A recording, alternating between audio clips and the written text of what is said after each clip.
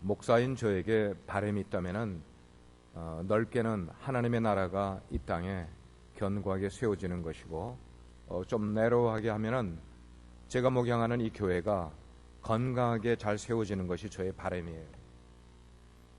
여러분의 신앙생활 속에 바람이 있다면 아마 제가 추측하기는 여러분의 신앙의 삶이 크게 굴곡이 없이 평탄하게 잘 이루어지는, 그래서 온 가족이 신앙생활 바르게 하는 이것이 아마 여러분의 신앙의 바람이라고 저희가 추측을 합니다.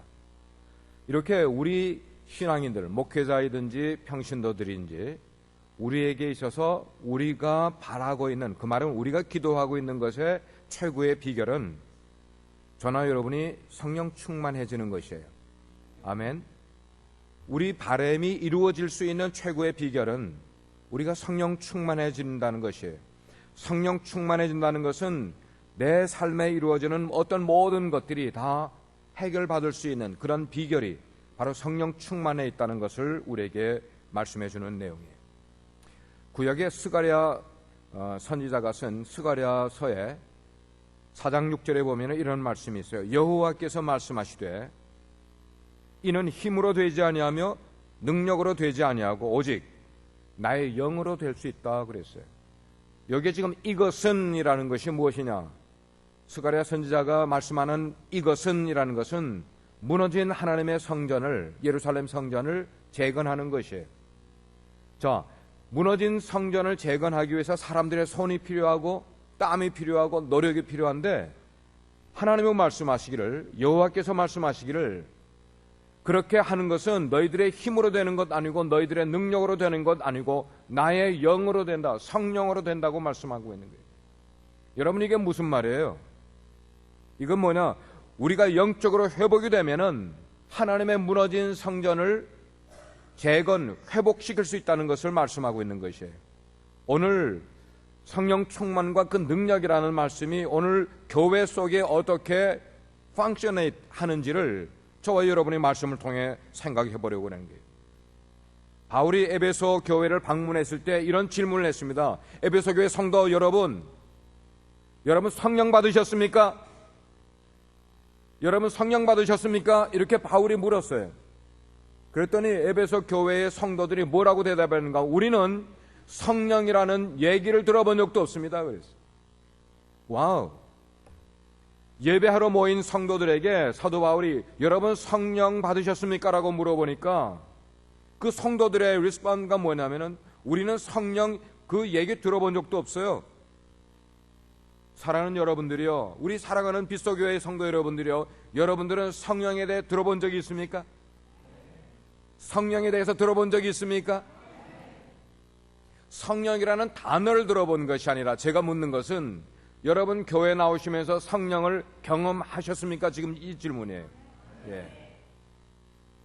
교회의 일은 곧 하나님의 일이란 말이에요. 그 말은 하나님의 일은 사람의 지식이나 경험으로 되는 것이 아니라 하나님의 영으로 되는 것이 하나님의 일이라는 것이에요.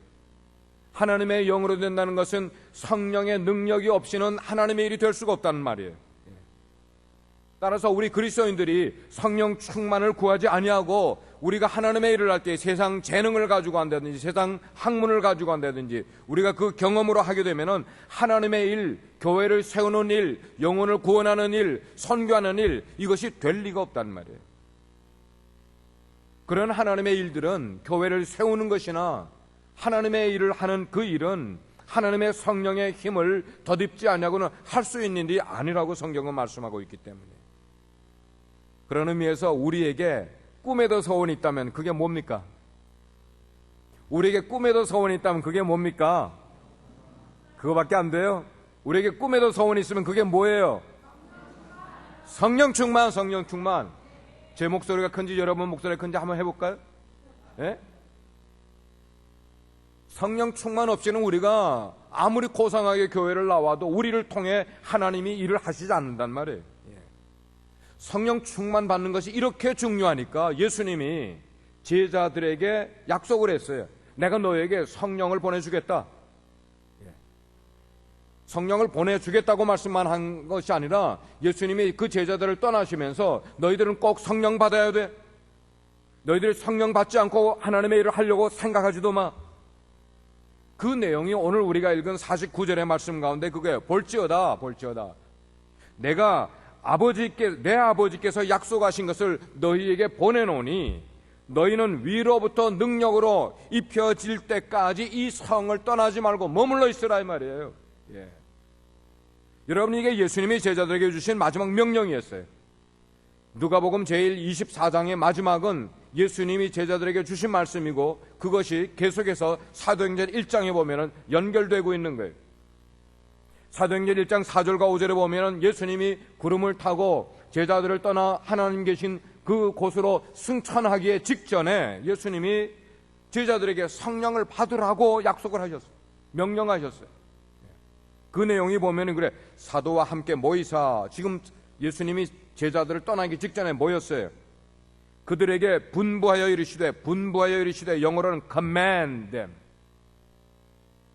제자들에게 명령하여 말씀하시기를 예루살렘을 떠나지 말고 내게서 들은 바 아버지께서 약속하신 것을 너희가 기다리라 이 말이에요. 기다리라. 아버지께서 약속하신 것, what is that? 아버지께서 약속하신 것을 너희들은 기다리라. 침례 요한은 물론 너희들에게 침례를 베풀었지만 이제 몇 날이 못 되어서 나는 너희에게 침례를 받으라고요? 성령으로 침례를 받으리라 이 말이에요. 할렐루야. 할렐루야.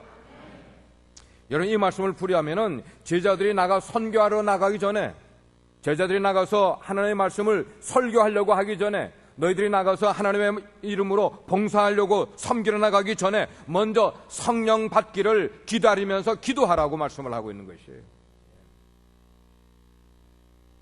그 약속을 믿고 기다리던 예수님의 제자들과 120명의 그 사람들이 한 장소에 모여서 기다리면서 간절히 며칠 동안 10일 동안 기도하는데, 그때에 놀라운 오순절날에 이르게 될 때 예수님이 부활하고 40일 후에 이 말씀을 하셨어요. 성령을 기다리라.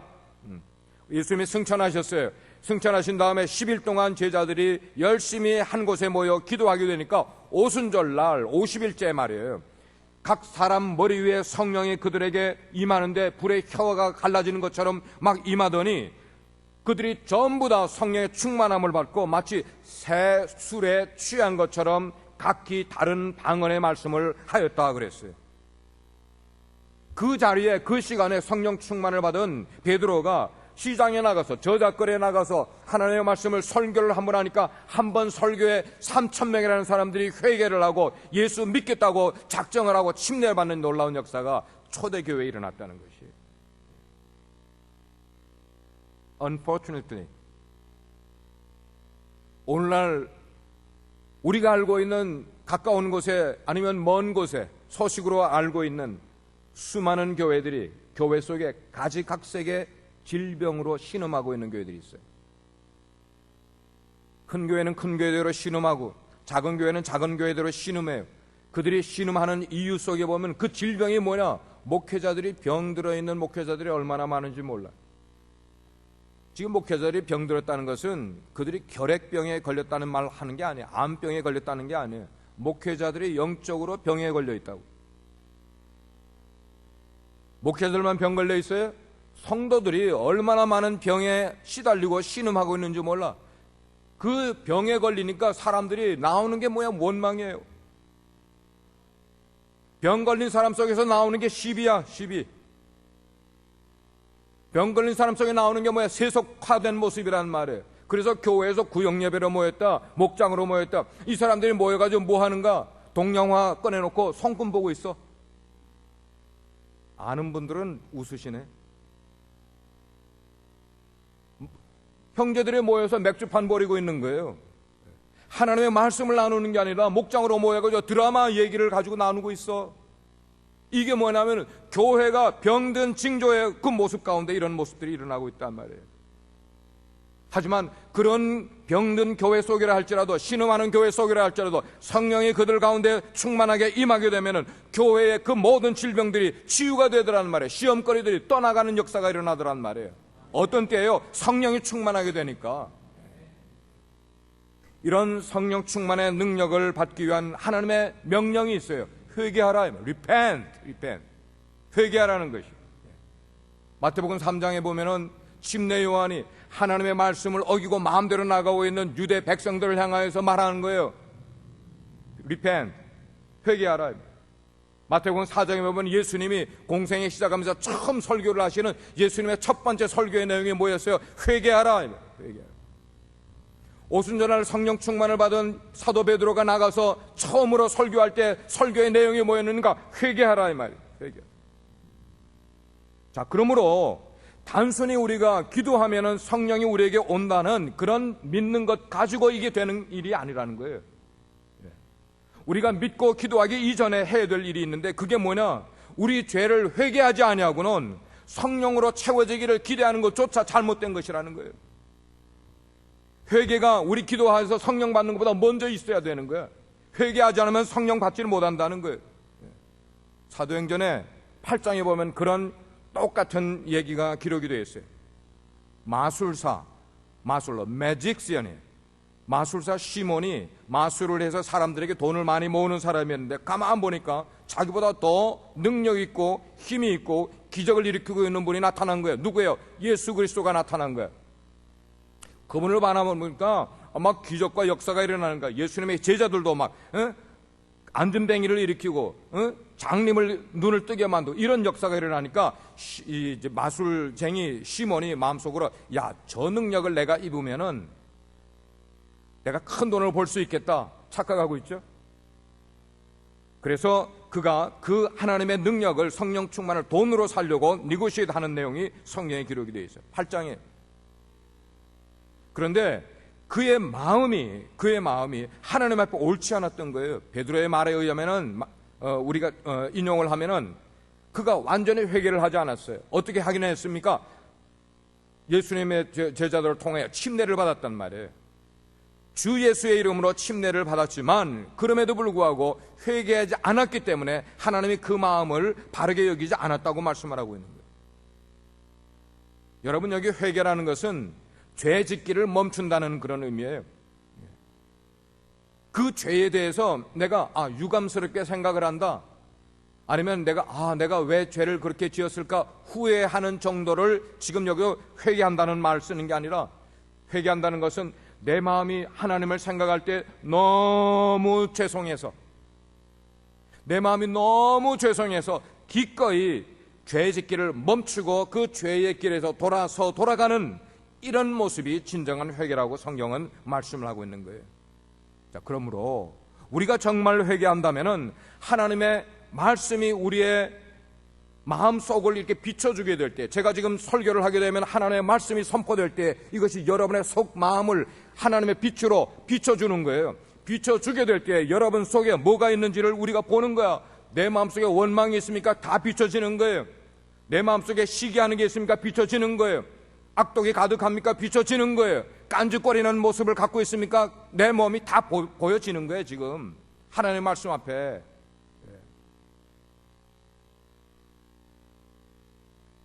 때때로 하나님의 말씀을 하나님의 말씀으로 듣지 못하는 사람들 가운데 그 말씀을 듣고 시험 걸려 교회 안 나오는 사람이 있어요. That's not my fault. 여러분 잘 이해하세요. 저는 하나님이 설교하라고 한 내용을 그대로 설교하는 것이지 여러분이 시험 들게 하려고 설교하는 사람은 아니에요. 믿습니까? 예. 근데 그 설교가 걸리는 사람은 뭐냐? 하나님의 말씀이 내 마음을 하나님의 말씀의 빛으로 비추는데 드러난 거야. 근데 왜 그게 시험이 되냐고. 고린도후서 7장에 보면 이런 말씀이 있어요. 사도 바울이 육과 영의 온갖 더러운 것에서 자신을 깨끗하게 하자 이 말이에요. 우리 육만 아니고 우리 몸만 샤워하는 게 아니라 우리의 영혼을 샤워를 해야죠. 오늘 대표기도 하신 우리 김도진 목사님이 그 내용을 여러분을 대신해서 울면서 기도하셨잖아요. 우리가 여기 나올 때 우리의 영혼이 샤워를 해야죠. 샤워를. 우리가 몸에 묻은 때만 먼지만 벗기느라고 샤워를 합니까? 우리 영혼은 어떻게 하냐고. 우리 영혼을 어떻게 샤워하는 거예요? 여러분 아시나 말이에요. 하나님의 말씀이 나에게 비출 때 내 잘못된 모습을 낱낱이 드러나게 될 때 그렇습니다. 어그리하는 거예요. 이게 뭐야? confession이에요. confession. 생명의 삶을 하면 제가 다 설명해 드리죠. 회개가 무언가를. 회개는 하나님이 우리의 죄를 지적해 주실 때, 드러내실 때 I agree with you. 예, 하나님이 내 죄를, 네가 그걸 잘못했구나 그러면은 예, 제가 그걸 잘못했습니다. agree 하는 게 이게 confession이란 말이에요. 근데 하나님이 우리의 죄를 네가 지금 그거 잘못했구나 말씀하시는데 아니에요. Why me? 그러면 그게 회개가 되는 거예요. 어쩌면 여러분 가운데는 회개하라고 할 때에 제가 제 죄인임을 알아요. 저는 너무나 타락했어요. 너무 못됐어요. 제 성격이 너무나 더러워요. 이런 모습을, 이런 나의 모습을 예수님 앞에 가지고 나가서 회개한들 예수님이 용서해 주시겠어요? 이렇게 자기 자신을 너무나 죄인으로 자기를 이렇게 격하시게 사람들이 있어요. 그런데 바로 그런 분들에게 예수님이 이렇게 말씀하셨어요. 내게 오는 자는 내가 결코 그를 내어 쫓지 않겠다. 할렐루야. 예수님의 말씀, 누구의 말씀이요? 누구의 말씀이요? 예수님 앞으로 나오기만 하면, 그 말은 우리의 죄를 예수님 앞에 드러내기만 하면은 예수님이 우리를 결단코 내어 쫓지 않으시겠다고 하신 예수님의 말씀을 우리가 믿는 것이 신앙이라는 것이, 이 성령 하나님께서는 우리의 내면을 두 가지로 일을 하시는 거예요. 성령님은 첫째, 성령님께서는 우리의 영혼의 마음을 성령께서 우리를 비워주시는 거예요. 비워주시면 이게 가득 빈자리가 생겼어. 그리고 그 빈자리에 성령님이 들어와 앉으시는 거예요. 이게 바로 성령님이 우리 속에서 하시는 두 가지의 일이 바로 그거예요. 베드로가 말씀을 했습니다. 너희가 완전한 회개를 하였느냐? 너희가 그러면 완전한 회개를 하였으면 예수 그리스도의 이름으로 침례를 받으라고 말씀을 하고 있는 거예요. 회개를 하였으면은 그 다음에 하는 것은 침례를 받으라. 침례를 받는 것은 뭐야? 도장 찍는 거나 마찬가지. 누가 이런 것을 실제로 보여주셨는가? 예수님께서 요단강에서 침례를 주는 침례 요한 앞에 나갔어요. 내게 침례를 베풀라. 침례 요한이, 아니 당신이 나보다 윗분이신데 내가 어떻게 감히 당신에게 침례를 줍니까? 예수님이 나에게 침례를 베풀라. 그래서 침례 요한이 예수님을 물속에다가 넣어 침례를 베풀고 예수님이 물에서 올라오실 때 성경의 기록을 설명을 하면은 하늘에서 성령이 비둘기와 같이 그분 위에, 누구 위에요? 예수님 위에 내려 임하였더라고 성경은 기록을 하고 있어요. 여기에 흥미롭게 비둘기에 대한 이야기가 나왔어요. 성령이 비둘기와 같이. 여러분, 비둘기를 이해할 때, 저는 동물의 왕국을 너무 좋아하기 때문에, 근데 이 비둘기가 자기 둥지를 떠나서 먹이를 찾아 쭉 돌아다니다가 자기 둥지에 왔을 때 비둘기의 눈이 굉장히 예리한 거예요. 자기가 만들어 놓은 가지, 나무 가지들을 주워서 만들어 놓은 이 둥지가, 그 둥지에 나뭇가지 하나만이라도 이것이 어긋나 있든지 삐뚤어 나와 있든지 움직인 모습이 감지가 되면은 비둘기가 이 둥지 속에 내려앉지를 않는다는 거예요. 그래서 계속해서 그 둥지 위를 빙빙빙 돌면서 내가 의심을 하고 있는 거예요, 지금. 내가 내려앉아도 될지 안 될지를 의심하고 있는 거예요. 누가 건드렸다 이거예요. 자, 그런데 때때로 성령님께서 당신을 기다리는 사람, 그 사람에게 내려앉지 아니하시고 그 성령을 기다리는 사람에게 임재하지 아니하시고 위에서 빙빙 돌기만 하실 때가 있다는 것이에요. 어떤 사람 때문에? 그가 성령님을 받아들이기를, 모시기를 의심하고 있는 사람들이, 주저하고 있는 사람들, 그런 사람들에게는 성령님이 내려오시지 않고 빙글빙글 돌기만 하시다가 때때로 그냥 떠나버리시는 거예요. 왜? 성령님을 모실 준비를 하지 않고 있었기 때문에. 바로 이것은 우리가 회개의 제단 앞에 나와 있음에도 불구하고 우리가 그 회개의 제단에 우리의 죄들을 다 올려놓지는 않는 거예요. 회개하지 않는 거예요. 그러면 아직도 남겨둔 게 있어. 뭐 하려고? 점심 먹으려고요? 하나님 앞에 회개의 제단에 나왔음에도 불구하고 우리의 죄아들을 그 회개의 제단에 올려놓지를 않는다는 거야. 무언가 남겨두고 있는 거야. 성령님이 일하실 그 일을 하지를 방해하고 있는 것이란 말이에요. 그러므로 우리가 성령 충만 받기를 원하면은 이왕 회개할 것, 남겨두지 말고 내 속에 있는 모든 것을 다 끄집어내서, 그걸 뭐라고 그래? 죄다 꺼내서 예수님 앞에 내려놓는 오늘 시간이 되기를 주의 이름으로 축복합니다.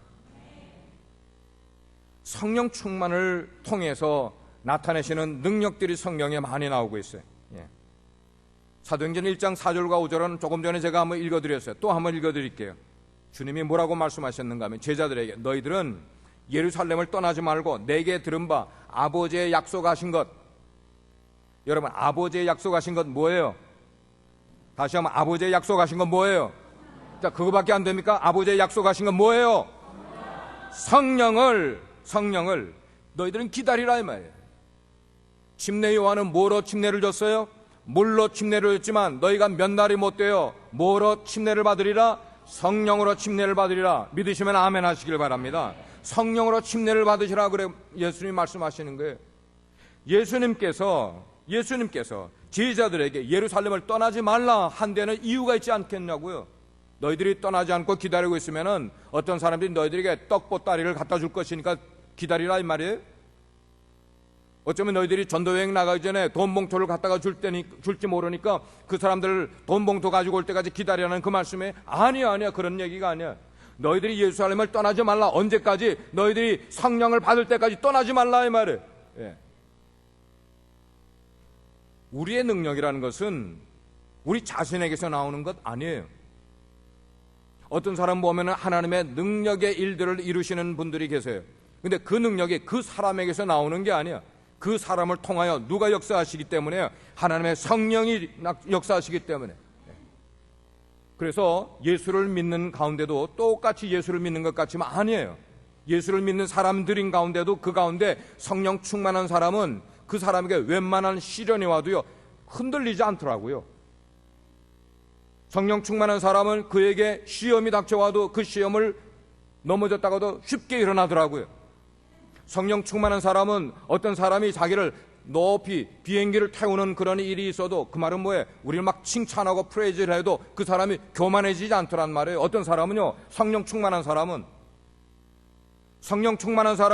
우리가 어떤 사람이 우리를 막 짓밟고 말해요. 우리를 비난하고요, 우리를 욕하고 우리를 핍박을 해도 흔들리지가 않는 거야. 그것 때문에 마음에 괴로워하지 않더란 말이에요. 그것 때문에 낙심하고 불안해하지 않더란 말이에요. 왜? 성령 충만하니까 성령이 그 사람을 붙들어주고 있으니까요. 그 사람의 내면이 성령 충만하게 되니까 그런 시련과 어려움과 시험을 이겨낼 수가 있다는 말이에요. 성령 충만하지 않으면 누가 나오는 거예요? 내가 나오는 거예요. 내가 나오니까 원망이 나오는 거야. 내가 나오니까 시비가 걸리는 거예요. 그러므로 교회, 하나님의 일을 하는 교회에서 하나님의 일꾼을 선택할 때의 최고의 조건이 뭐냐면 성령 충만하냐 아니냐 이거예요. 성령 충만하냐 아니냐. 이렇게 성령 충만한 일꾼이 되게 하기 위해서 교회에서 자꾸만 여러분들에게 뭐라고 해야 하는가? 기도하셔야 됩니다. 기도하십시오. 때를 어떤지 뭐든지 기도하십시오. 왜 자꾸만 이런 이야기를 드리는가 하면 그로 하여금 뭐한 사람이 되게 하기 위해서요, 성령 충만한 사람이 되게 위해서. 기도하지 않고 성령 충만이 어떻게 되냐고요. 성령 충만하지 않으면 자기 충만이 되는 거예요. 성령 충만한 사람은 자기 직분에 대해서 정말로 소홀히 여기지 않아. 하나님이 우리에게 맡겨주신 그 일들을 성령 충만한 사람은 어쨌건 그 일을 다 끝내버리는 거예요. 끝내기만 합니까? 성공적으로 만들어나가는 거예요. 그렇게 만들어나간 이후에 그 결과로 하나님의 놀라운 축복 주는 것도 받고 누리는 사람이 되는 것이에요. 하나님께 영광을 돌릴 뿐만 아니고 하나님을 인하여 기뻐하는 삶을 살아가는 사람이 성령 충만한 사람이라는 것이에요. 우리는 지금 21세기를 살아가요. 여러분 21세기 앞으로 87년이 남았는데 21세기의 주역은 어떤 사람들이 주역이 될 것 같아요? 하버드 대우는 사람들이요? 21세기의 주역이 될 사람은 당근이죠. 성령 충만한 사람이 21세기의 주역이 되는 것이에요. 성령 충만한 사람이 21세기의 주역이 돼. 21세기를 이끌어가는 선교하는 교회들, 어떤 교회가 21세기를 이끌어가는 교회가 될 수 있느냐? 담임 목사도 성령 충만하고요, 그 교회 안수 집사님들도 성령 충만한 교회, 목자님들도 성령 충만하고요, 집사님들도 성령 충만하고요, 심지어는 어린 아이들에게 이르기까지 유년줄 학생들까지도 성령 충만한 그런 아이들이, 그런 성도들이 모인 교회가 하나님이 우리에게 맡겨진 사명들을 감당하기 위해서 성령 충만한 교회로 나가지 않겠냐는 거야. 예?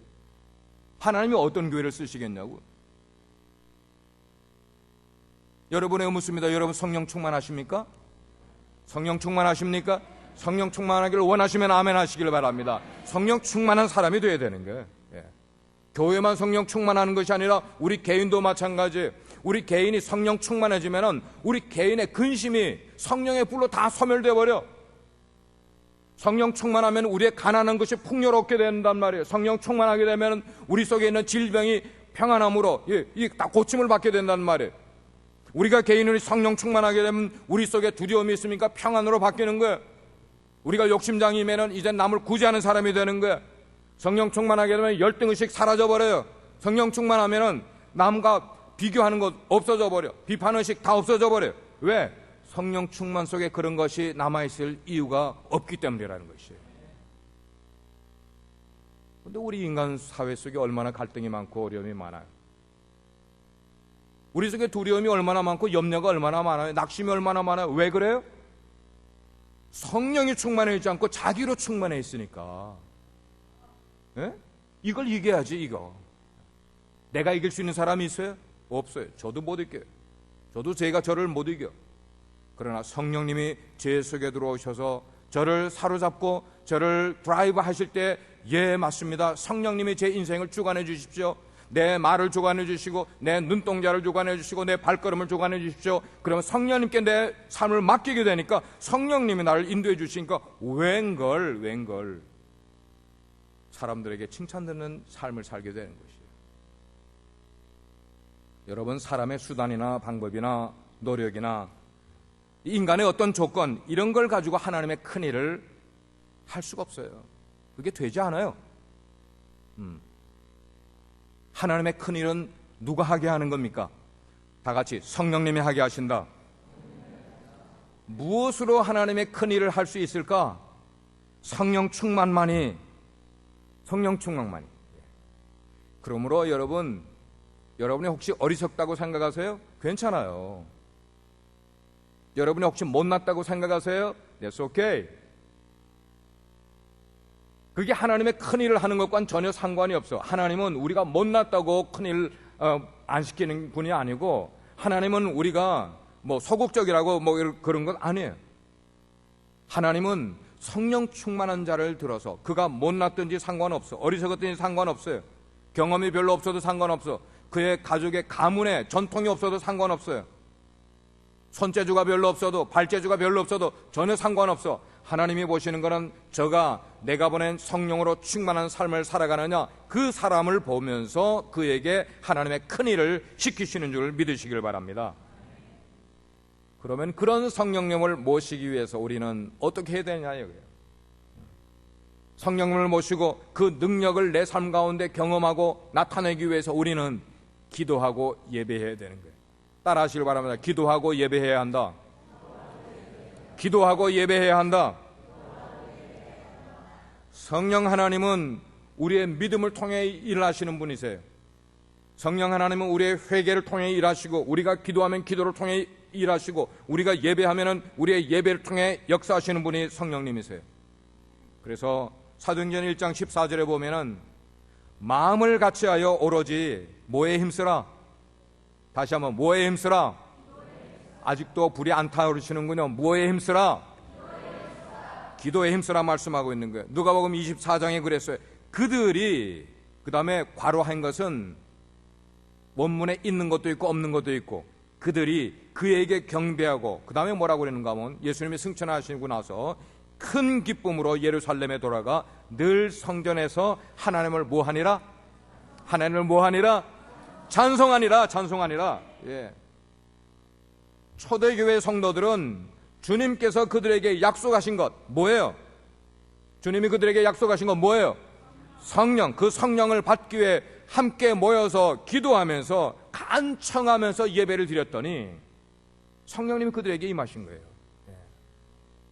구약 성경에서 예배의 성공자의 예를 들려면 저는 다윗 왕을 들 것이에요. 다윗 왕은 예배에 성공한 사람이야. 다윗 왕이 한 번은 유대 광야에 나갔어요.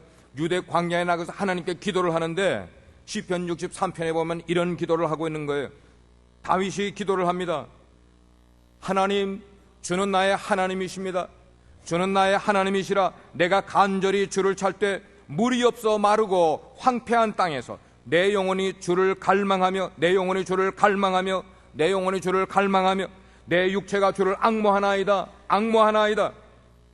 내가 주의 권능과 영광을 보기 위하여 이와 같이 어디에서요? 성소에서 주를 어떻게 하나이다? 성소에서 주를 바라나이다. 성소에서 주를 바라나이다. 여러분, 성소에서 주를 바란다는 게 무슨 말이에요? 하나님의 성전에서 뭐 한다는 거예요? 예배하고 기도한다는 거예요. 초대교회 성도들은 모여서 함께 기도하기를, 오 주님, 다시 한번 하나님께 구합니다. 당신의 영을 우리에게 부어 주시옵소서. 다시 한번 간구하오니 당신의 영을 우리에게 부어 주시옵소서. 당신의 영을 우리에게 부어 주시옵소서. 빛과 소금의 교회가 기도하게 될 때, 오 하나님, 당신의 영을 우리 빛과 소금의 교회에 부어 주시옵소서. 당신의 영을 우리 빛과 소금의 교회에 부어 주시옵소서. 우리 가정에 부어 주시고 우리 개인에게 부어 주시옵소서. 이런 기도를 어디에서 기도해 드려야 한다고요? 하나님의 성소에서 기도를 한단 말이에요. 하나님이 들어주실까요? 안 들어주실까요? 들어주실까요? 안 들어주실까요? 들어주시죠.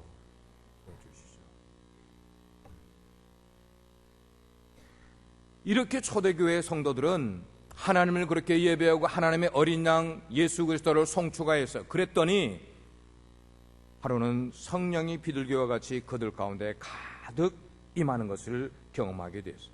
이렇게 성령을 찾았던 첫 성도들, 첫 세대의 사람들의 특징이 뭐냐? 그들은 마음과 영을 하나로 모아서 오직 뭐만 간구하는가? 성령 충만함만을 간구하였다고 성경은 말씀하고 있어요. 이게 2000년 전에만 일어난 일이 아니고 오늘날도 동일하단 말이에요. 우리 예배를 어디에다 초점을 맞춰야 되는가 하면 성령 하나님을 높여드리는데 우리의 예배에 초점을 맞춰야 되는 거예요. 우리가 찬양을 할 때도 우리가 기뻐 찬양하는 게 아니라 성령 하나님을 높이는 찬양을 우리가 드리는 것이에요. 기도도 마찬가지예요. 우리가 기도할 때 정말 성령 하나님을 초점을 해가지고 우리가 기도를 드리면은 하나님이 귀를 크게 기울이시고 우리의 기도를 듣지 않으시겠냐는 거예요. 하나님께 초점을 맞추지 않냐고 성령 하나님은 모르는 것처럼 하고 그냥 자기 얘기만 계속 하니까 너는 왜 항상 기도가 그 모양이니? 그래서 하나님이 우리 공동체 예배 가운데 가득 임재하시는 것을 경험한 다음에는 그때부터는 우리 개개인이 하나님 앞에 개인적으로 성령 충만의 임함을 간절히 사모하면서 하나님 앞에 또 나가야 되는 거예요. 그렇게 또 나가는 거예요. 여러분, 성령은 기다릴 때 오시는 줄 믿습니다. 여기 기다릴 때 오신다는 말씀은 성령이 오시는 것을 기간을 이렇게 딱 정해 놓았기 때문에 그 기간을 채워야만 성령이 오신다는 말씀이 아니에요. 어떤 사람에게는 성령님이 일찍 찾아오실 수도 있고 어떤 사람에게는 성령이 늦게 찾아오실 수도 있어요. Depend on how they do. 그래서 어떤 사람은 다른 사람들보다 성령님이 훨씬 오래 기다려야만 찾아오실 수 있는 사람들이 있어요. 왜 그럽니까? 그 사람들은 어떤 이유 때문에? 그 사람들은 다른 사람들보다 자신이 죽는데 시간이 많이 걸린 사람이 있어요. 자아가 죽는데 시간이 많이 걸리는 사람이 있어. 어떤 사람이요? 다 같이 저예요. 자존심 강한 사람. 자존심 강한 사람은 성령이 들어가기가 너무 힘들어. 자기 자존심에 벽을 치고 성령님이 들어오신 걸 막고 있어요. 그런 사람은 성령이 들어갈 때 더디 들어가는 거예요. 오늘 우리가 읽은 본문의 말씀 49절을 보게 되면은 너희는 위로부터 능력으로 입혀질 때까지 이 성에 뭐하라? 머물러 있으라 이 말이에요. 머물러 있어. 여기 머무른다는 이 말은 아무 뭐 하는 일도 없이 그냥 무턱대고 성령 오실 때까지 그냥 기다리는 그런 표현을 말하는 게 아니라 분명히 목적을 가지고 기다리라 이 말이에요. 목적이 뭐예요? 성령님이 임하시는 그 목적을 가지고 기다리라 이 말이에요. 그래서 하나님의 약속을 붙들고 그분의 하나님의 목적을 위해서 하나님이 우리를 만나 주실 때까지 저는 성전을 떠나지 않겠나이다. 하나님의 성령이 저에게 가득 임하실 때까지 저는 꿇어앉은 이 무릎을 펴지 않겠나이다. 하나님이 저를 찾아와 주실 때까지 저는 기도의 방을 나가지 않겠나이다. 이런 식으로 하나님의 약속을 붙들고 기도하는 자에게 하나님이 필요한 시간이 지나게 되면은 그 약속을 붙들고 기다리고 찾았던 사람들에게 성령님이 찾아오시게 되는 것이에요. 지난주에 성령에 대한 말씀을 나눴었는데 지난주에 제가 나눈 말씀 속에는 우리가 믿음의 행위를 통하여서 성령을 받는다고 말씀을 나눠드렸어요. 하나님은 그 약속이 성취될 수 있는 믿음을 우리 각자에게 주셨어요. 저희 아내가 어제 책을 읽다가 한 가지를 깨달았다고 그래요. 그러면서 이제 얘기해 주는데 아빠 믿음은 해석이야 라고 얘기를 해요. 믿음은 해석이래요. 믿음은 그가 자기의 삶 가운데 일어났든지 일어나지 않고 앞으로 올 일에 대해서 어떻게 해석하느냐, 이게 믿음이라는 거예요. 와우, 좋은 거 나한테 가르쳐줬네.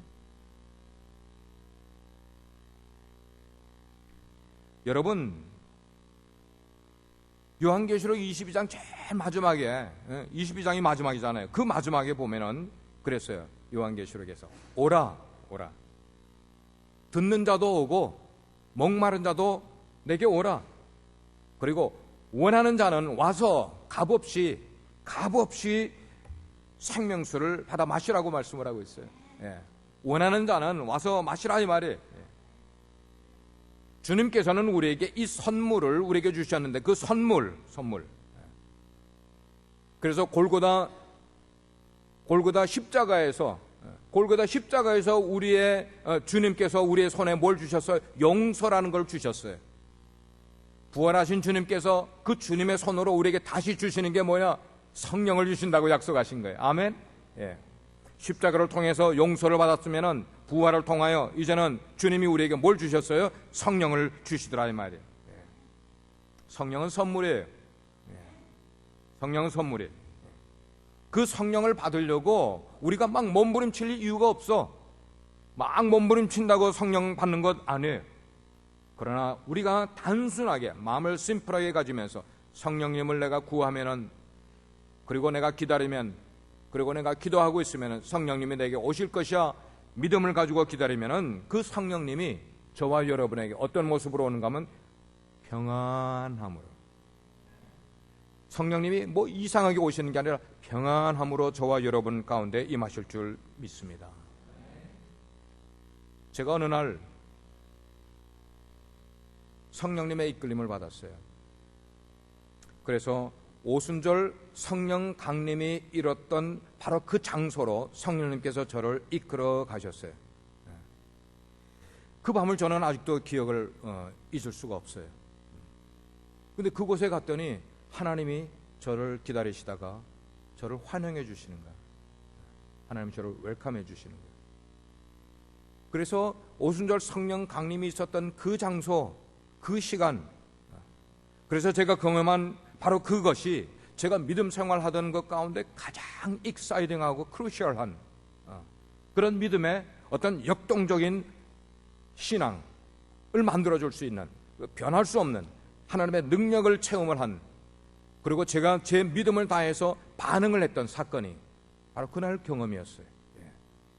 무중력 상태와 같은 그런 곳에 조용한 순간에 성령님이 저에게 임재하셨어요. 그러더니 저를 충만함으로 만져주시는 것이에요. 그때 그것을 제가 말로 표현하기가 어려워. 제가 표현한다면은 그것은 제가 신앙생활을 하던 최고의 안식을, 그 성령 충만함을 받는 순간에 최고의 안식을 제가 느꼈고, 내가 하늘 복을 받았다면 그 하늘 복을 내가 직접 경험했던 최초이고 가장 크루셜한 순간이 바로 그 순간. 이게 제가 성령 충만함을 경험했던 그런 순간이었어요. 여러분, 만약에 여러분이 침례를 받기 원하신다면 여러분 어떻게 하셔야 돼요? 침례를 베푸는 목회자를 찾아가 제가 예수를 믿고 그 증거로 침례 받기를 원합니다. 저에게 뭘 주세요? 침례를 주세요. 라고 뭘 해야 돼요? 부탁하셔야 되죠. 여러분들이 침례 받을 자라는 것을 나타내셔야 되죠. 그러면 그 사람은 침례 베푸는 자가 그 사람을 그 다음부터는 다 인도를 해, 가이드를 해. 그리고 그 가이드 하는 대로 그냥 따라 하기만 하면은 그는 침례를 받게 돼 있어요. 침례는 어렵게 받는 게 아니야. 그냥 그대로 인도하는 대로 받으면 침례가 받아지는 거예요. 이와 똑같은 것처럼 어떤 사람이 성령으로 침례 받기를 원한다. 그러면 성령님께 구해야 되는 거야. 성령님, 제가 성령으로 침례 받기를 원합니다. 제가 성령 침례 받기를 자원하는 자원자가 되겠습니다. 이렇게 자기 자신을 성령님께 드러내면은 그 다음부터 여러분들이 할 게 없어요. 성령님이 여러분을 찾아오셔서 그분으로 여러분에게 성령 충만을 침례를 베풀어 주신단 말이에요. 아멘. 왜 자꾸만 여러분들이 뭐 하려고 하는 말이에요? 성령 침례 받기 위해서 막 머리 싸매고, 여러분 제가 수십 명 수백 명의 침례를 베풀었지만 지금까지 침례를 달라고 저에게 와서 막 머리 디미를 대고 그래 내가 죽게 했는데도 또 와가지고 침례 주세요 침례 주세요 막 디미는 사람 한 사람도 못 봤어. 그렇게 침례 받는 사람 있어요? 아니잖아요. 여러분이 침례 받겠다고 하면은 제가 침례 주는 장소에 여러분을 같이 인도를 해가서 제가 침례 주는 방식대로 여러분을 침례를 베푸는 거예요. 여러분이 성령 침례 받기를 원하시면 성령님께 여러분을 그렇게 맡기세요. 그리고 성령님이 여러분에게 침례를 줄 때 그대로 순종하시고 그대로 받아들이시면 돼요. 뭐 하지 말고, 의심하지 말고, 주저하지 마시고요. 사랑하는 성도 여러분, 오늘날 하나님의 성전이 사람들에 의해서 많이 회파되고 짓밟히고 있다는 사실을 아십니까? 하나님의 성전이. 목사님 지금 무슨 말씀이에요?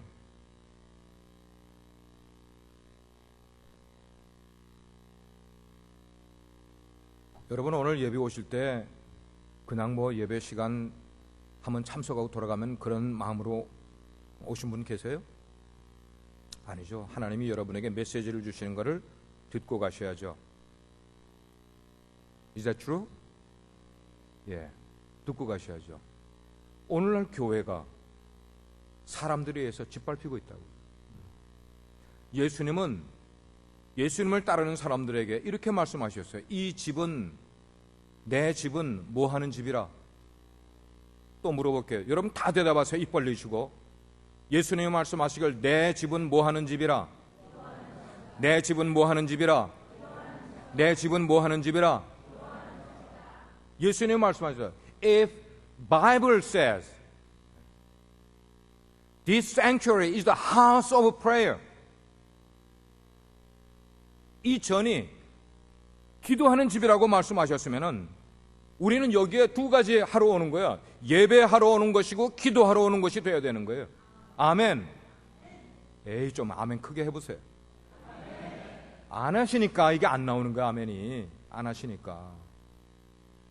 예수님 말씀하시기를 이 집은 기도하는 집이라 말씀하셨어요. 그 말은 우리가 여기에 나올 때는 두 가지의 목적을 가지고 나오는가? 예배하기 위해서 나오고 기도하기 위해서 나오는 것이에요. 그러면 우리는 이 예배당에 와서 뭐 해야 돼요? 기도하고 예배하고. 자, 오늘 여러분들이 집을 나서서 교회로 나오시면서 나는 오늘 교회에 갈 때에 이 두 가지를 완전히 확실하게 하고 돌아오겠다. 그걸 작정을 하고 여기 오신 분 몇 분이나 계세요? 응? 우리 성가대원들 그 작정하고 오셨어요?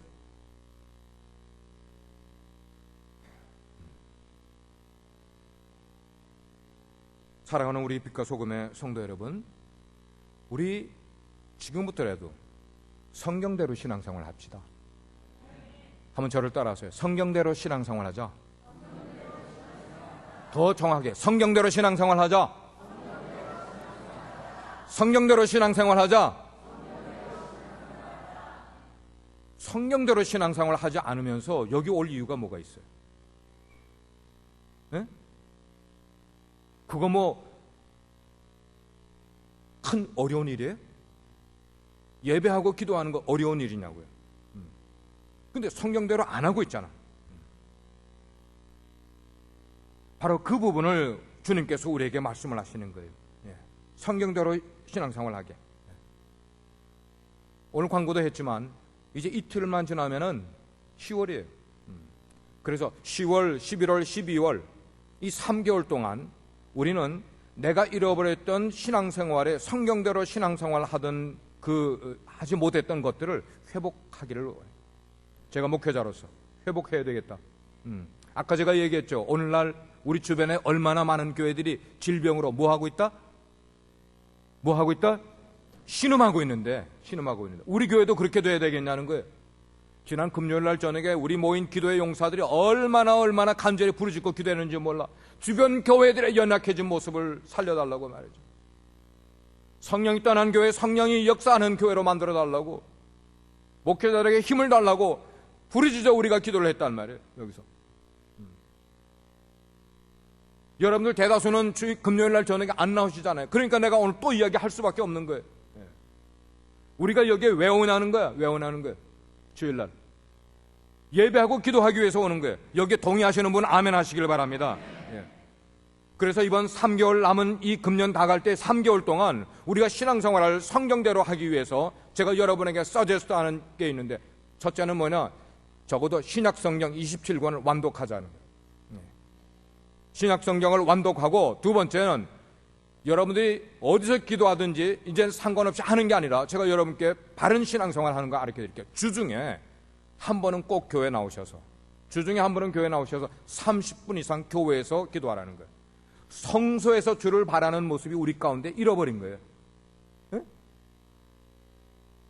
집에 가면은 드라마 보는 데는 뭐 2시간, 3시간 하루에 소비를 해도 우리가 전혀 아까운 것처럼 하지 않아. 근데 여러분들이 교회 오는데 걸리는 시간, 돌아가는데 걸리는 시간 다 합해서 여러분의 기도 시간으로 그 정성으로 하나님이 받아주실 거예요. 그러니까 일주일에 한 번은 어떤 곳에 계시든지, 뭐 달라스에 우리 교회 먼 데서 오시는 분, 그랜베리에서 오시는 분 계세요. 1시간 걸려 차로 오셔서 기도하고 가시라 그러면 기도하실 것 같아. 그분은 와서 30분 이상 여러분들이 기도실에 가서 기도하시고, 기도실에 똑같은 책이 있어서 누가 기도하고 계시면 여기 와서 기도하시라고요. 여기 와서. 요즘 주중에 매일마다 시간이 딱 되면 여기 와서 본당에 와서 기도하는 분 계세요. 여러분 모르시죠? 우리 교회가 저절로 이렇게 유지되는 것 아니에요. 장목사의 리더십으로 되는 것 아니에요. 기도하는 분들이 있기 때문에 성령이 역사하시니까 되는 줄 믿습니다. 그렇게만 나와서 교회 나와서 기도하게 되면은 하나님의 나라가 세워져 가잖아. 교회들이 새 힘을 얻게 되잖아요. 요즘 아침 저녁으로 기온을 보니까 어느덧 성큼 가을로 접어들었어요. 가을은 무슨 계절이에요? 결실의 계절이야. 모든 것이 열매 맺는 결실의 계절이에요. 어제 저녁에 다 준비를 마치고 교환 다 만들어 놓고 9시 한 20분쯤 돼서 차를 타고 집에를 가는데 제 차에 온도계 딱 보니까 68도. 야, 여러분 68이라는 숫자를 보는 순간 제 입이 저절로 벌어지면서 얼마나 기뻤는지 몰라. 얼마나 기뻤는지 몰라. 와우. 그래서 창문을 쫙 열고 밖에서 프레시한 에어를 봤는데 제 마음이 얼마나 감격인지 몰라. 여러분 68이라는 이 숫자가 우리에게 감동을 주는 거 경험하세요? 경험하세요? 그래서 820을 타고 내려가다가 첫 번째 엑싯 트리니티 블루버드에서 딱 엑질해가지고 우리 집으로 가려고 레프턴을 딱 하는데 820 오버브리지가 있잖아. 거기를 이렇게 쫙 넘어가는데 제 시야에 들어온 지평선을 바라보니까 하늘에는 구름이 가득 껴있는데 그 구름과 맞닿은 지평선에 원한 빛이 비치는 거예요. 뭐예요? 도시니까. 그 도시에 밤에 불이 있으니까 석양이 아니잖아. 그 불이 있는 그 불을 보는 순간에 제 마음 가운데 생명이 있구나. 사람이 사는구나. 생명이 있구나. 그러면서 하나님이 생명을 가진 우리들을 다스리고 하나님이 하나님의 두 손으로 품어주시는 그 모습을 보니까 제 마음에 얼마나 감격이 나오는지 몰라요. 그래서 막 집에 가기 전에 내가 집에 가면 내가 만나는 우리 아이들과 집사람에게 사랑한다고 그래야지. 마음을 가지고 가라지 오픈을 하고 들어가서 애들을 보는 순간 고백을 하는 거야. 내가 너를 사랑해. 내가 너를 사랑해. 여러분, 68이라는 숫자 하나만 가지고도 우리가 하나님의 은혜를 받을 수가 있는 거예요. 근데 우리가 영적으로 센시티브 하지 못하면은 하나님이 아무리 큰 걸로 사인을 보여주셔도 we forget it. 잊어버리는 거야. 하나님의 은혜를 잊어버리는 거예요. 마지막은 아름답게 맺겠습니다. 이 아름다운 계절에 여러분 각자가 성령 충만 받으시고, 성령 충만 받으면 그거로 끝나는 게 아니라 그 능력이 여러분의 삶 가운데 드러나서 여러분의 삶과 신앙에 큰 열매를 맺는 계절이 될 수 있기를 주의 이름으로 축복합니다. 기도하시겠어요?